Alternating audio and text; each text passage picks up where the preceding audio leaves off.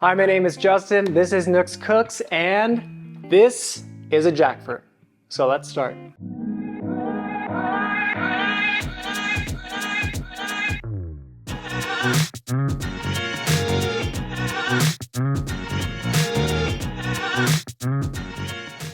Jackfruit are the largest tree fruit. They can grow in excess of 120 pounds, making them pretty dangerous if you're sitting underneath one of the trees. This one's on the smaller end at 20 pounds. So you can imagine 120 pounds, 6 times bigger than this. There's a lot of interesting things about them. They are a multiple fruit, meaning that there are multiple flowers that come into forming this fruit. In this case, thousands of flowers. Their examples of multiple fruit include pineapple and figs. Jackfruit are related to figs, mulberry, and breadfruit. And surprisingly, they are not related to durian.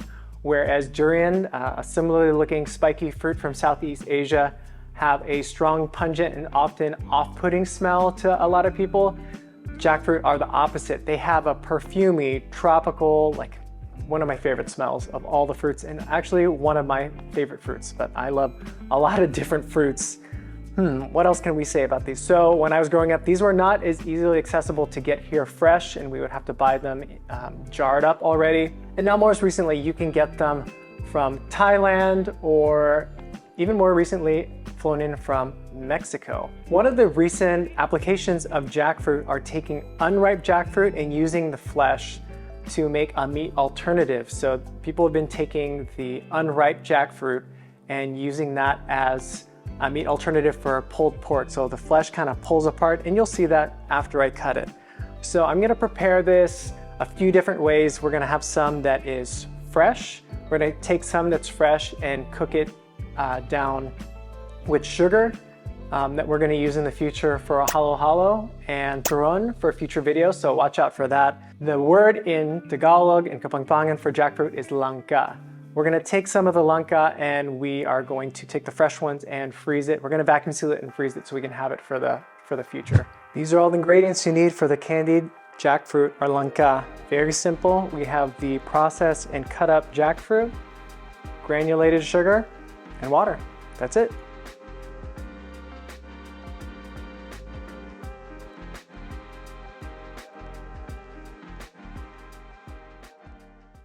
Jackfruit have a very thick sap inside, so it can get everywhere. So I've lined my countertop with this cardboard, and because the sap is so thick, you wanna oil your knife, otherwise it's gonna get stuck, and I'm gonna be wearing gloves as well.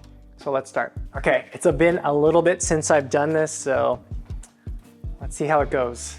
So we're gonna oil the knife on both sides. Get that in there because this stuff is super sticky. So I'm gonna cut it going this way.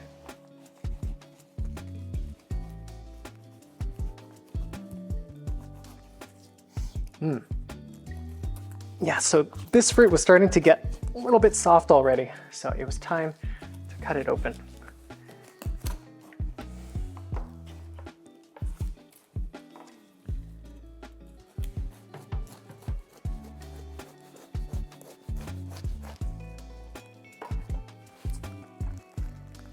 Whoa, look at that. Oh, okay, so there are some parts that we're starting to go a little bit bad, but we'll cut around that. You can see it has these giant seeds. So we're gonna take out those seeds and start taking this thing apart. This thing is huge. Okay. Put this over here. Let's see, maybe we'll quarter it. You can see all that white sap. We're gonna try to avoid as much of that as possible. That way we don't make too much of a mess. Okay. I am not an expert in this. I'm not kind of like claiming to be, but let's do our best. Oh, you can see some of that sap. So take out the seeds. I should have gotten a bowl or something.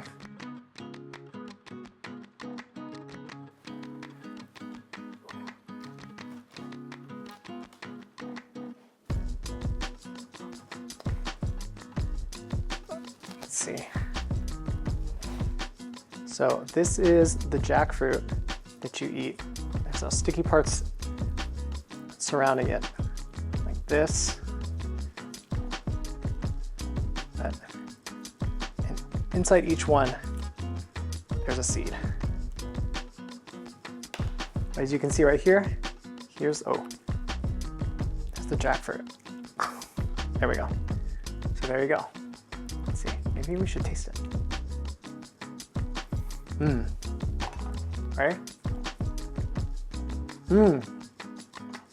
Super sweet and floral. 1 second, I'm gonna get a bowl to put these in. 1 second. Okay, so I got that bowl. There's a little bit of it that's gone bad, but that's okay. We'll just not use that part of it. But pretty much you kind of just pull out the fruit like so. Take out all the sticky interstitial parts like that. Make sure that we got out any of the seeds. Yeah, it's still pretty sticky. Like that, put it in a bowl.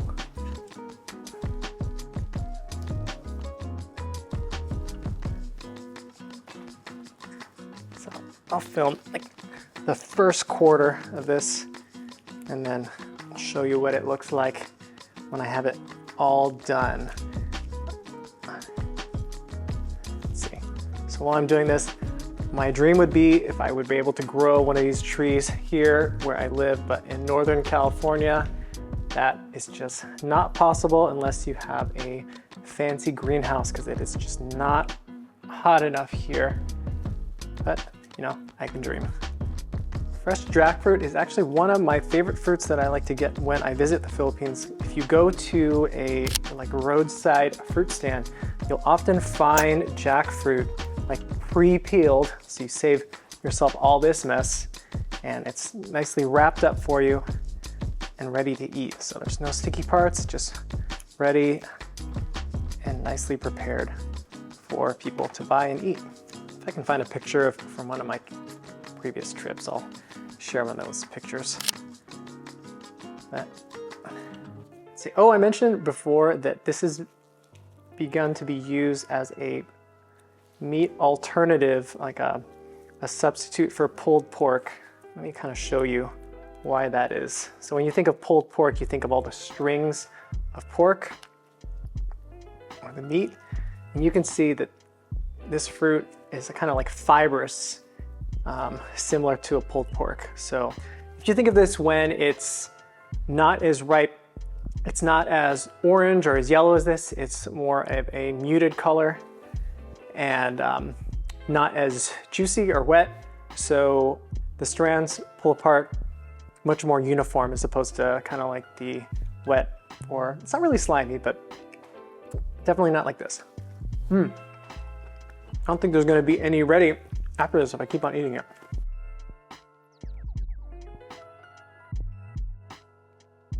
Through all this mess, done taking it apart, you can see that there's no fruit left behind. All these different parts here, like the space in between, like the edible part of the fruit, my guess is that these are the flower petals from the thousands of flowers that make up this one multi-fruit. You can see right here, this is all the jackfruit that came out, or the edible fruit that came out of this fruit once I've taken it apart. So let's process it into fresh, frozen, and then we'll cook down some in a candied form. Here's all the jackfruit that I'm not using for the candied and sweetened version. I like to put it in a vacuum sealed bag in a single layer.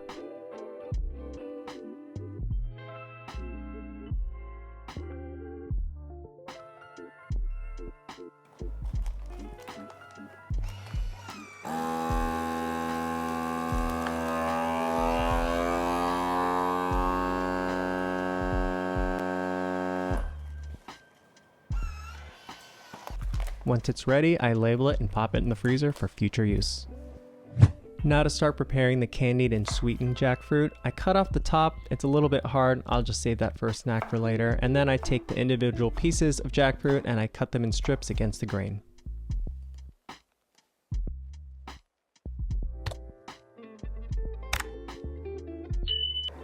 Take all the cut up jackfruit and put it into a pot at medium heat.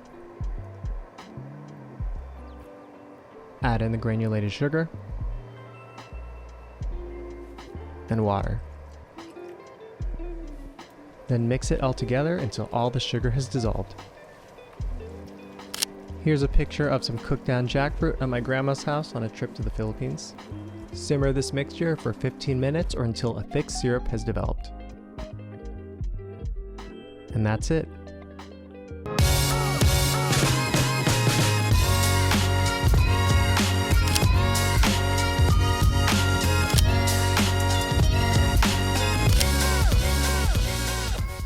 Okay, the candied langka is done, and this is not usually something you taste on its own, but let's give it a taste anyways, because how could it be bad? It's one of my favorite fruits, cooked down in sugar. Magantamo, let's eat. So sweet. I mean, what can you say? It's an already super sweet fruit, cooked down in a sugary syrup. And this is one of the main sweetening agents when it comes to Kapampangan style halo-halo, or at least the halo-halo that my family makes. So you'll have to go and wait and watch that video when it's up. Almost forgot this part. I took the sweetened and candied jackfruit and put it in the fridge overnight to let it cool down, and then I put it in Ziploc bags to freeze it and store it for later.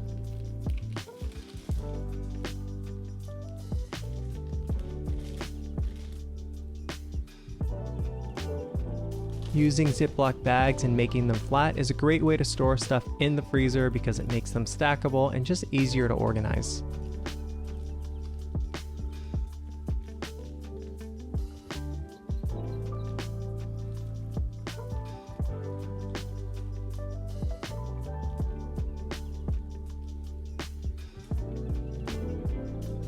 Remember to label before freezing, and now they're ready for halo-halo. So remember to like and subscribe. Peace!